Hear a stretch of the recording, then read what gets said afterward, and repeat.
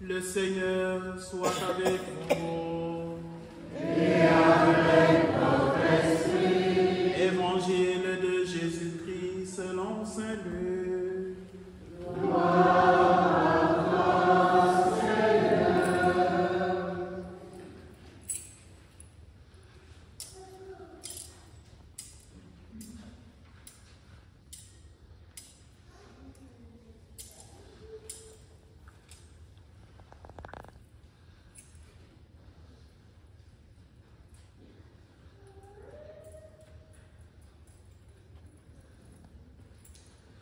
En ce temps-là, les disciples qui rentraient d'Emmaüs racontaient aux 11 apôtres et à leurs compagnons ce qui s'était passé sur la route et comment le Seigneur s'était fait reconnaître par eux à la fraction du pain. Comme ils en parlaient encore, lui-même fut présent au milieu d'eux et leur dit: la paix soit avec vous. Saisis de frayeur et de crainte, ils croyaient voir un esprit. Jésus leur dit: pourquoi êtes-vous bouleversés? Et pourquoi ces pensées qui surgissent dans votre cœur? Voyez mes mains et mes pieds, c'est bien moi. Touchez-moi, regardez. Un esprit n'a pas de chair ni d'os, comme vous constatez que j'en ai.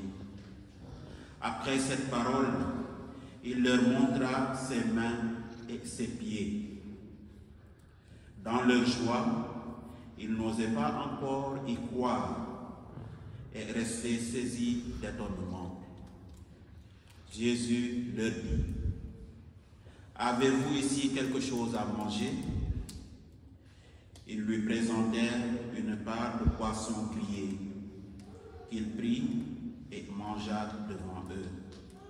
Puis il leur déclara: voici les paroles que je vous ai dites quand j'étais encore avec vous. Il faut que s'accomplisse tout ce qui a été écrit à mon sujet dans la loi de Moïse, les prophètes et les psaumes. Alors, il ouvrit leur intelligence à la compréhension des Écritures. Il leur dit: ainsi est-il écrit que le Christ souffrirait, qu'il ressusciterait d'entre les morts le troisième jour, et que la conversion serait proclamée en son nom, pour le pardon des péchés à toutes les nations, en commençant par Jérusalem. À vous d'en être les témoins. Acclamons la parole de Dieu. Louange à toi, Seigneur Jésus.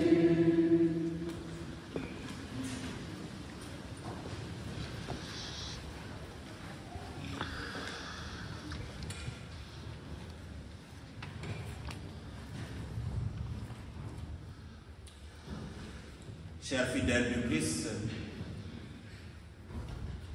à travers le passage que nous venons d'entendre, nous sommes plongés au cœur d'un récit lucanien qui, comme les autres évangiles, essaie de présenter le récit de la résurrection dans sa perspective.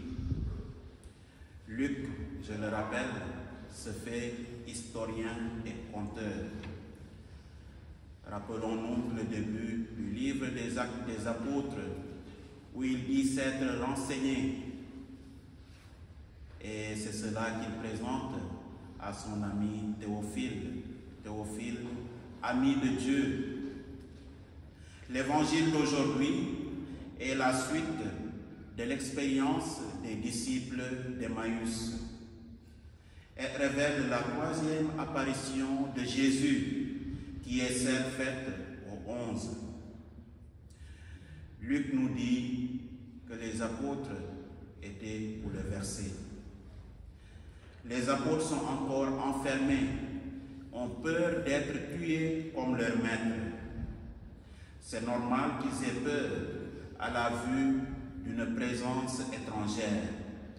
Dans cet épisode, il y a une dialectique de la présence physique de Jésus qui se laisse toucher par ses disciples et d'une présence spirituelle de ce même Jésus qui dorénavant n'est plus sujet aux lois physiques et à la mort.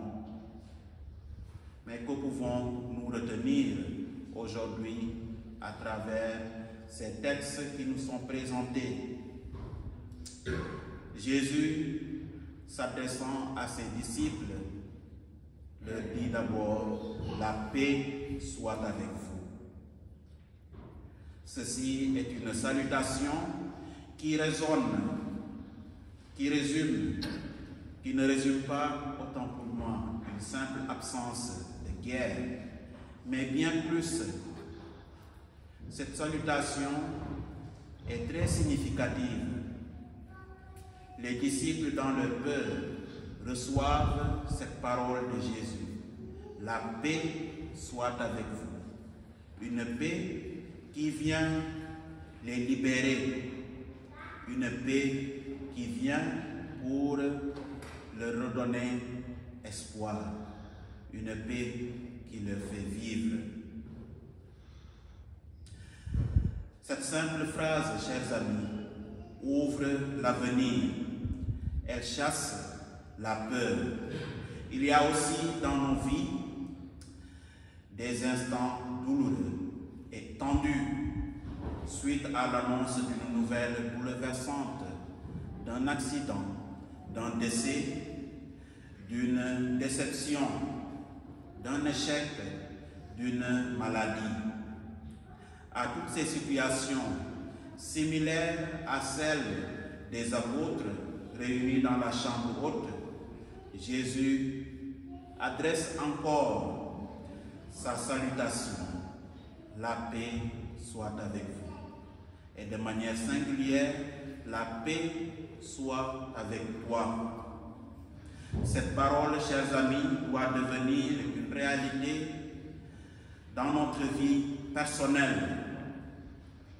Et cela doit toucher notre quotidien, doit toucher nos différents milieux de vie.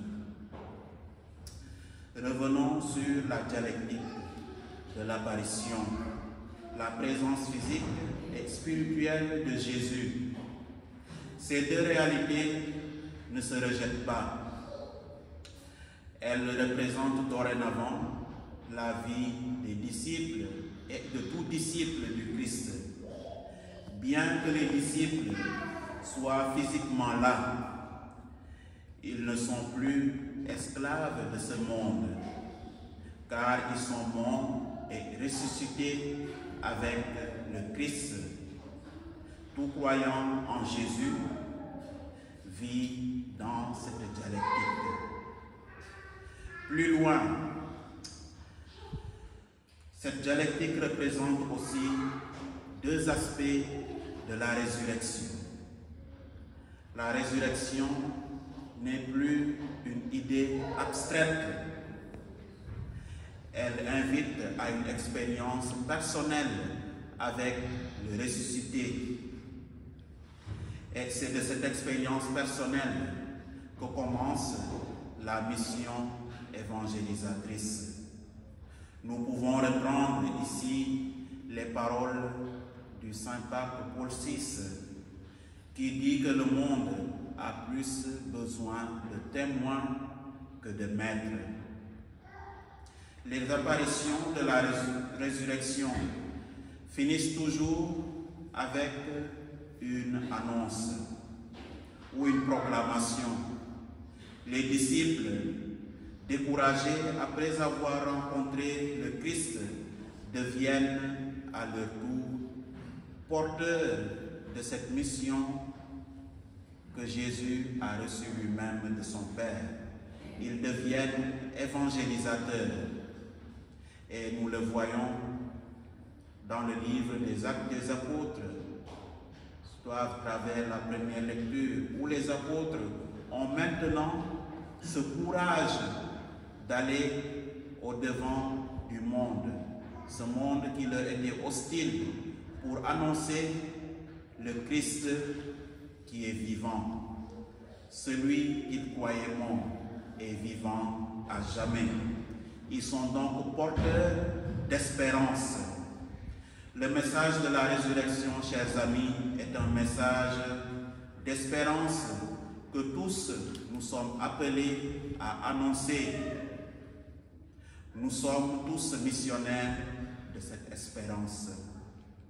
Nous sommes missionnaires de cette paix dans le monde. Mais pour être de véritables missionnaires, nous devons nous laisser transformer par cette paix que le Christ lui-même donne à ses disciples et qu'il nous donne aujourd'hui. Et cela se donne à travers l'Eucharistie que nous célébrons quotidiennement. Aujourd'hui, chers amis, nous pouvons reprendre cette belle prière de Saint François d'Assise.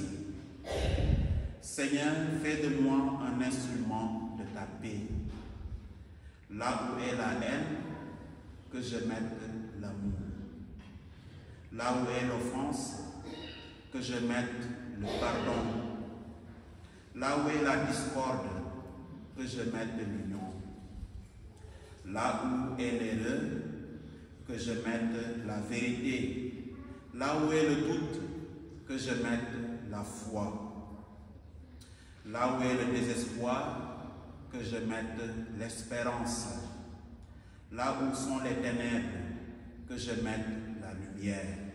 Là où est la tristesse, que je mette la joie.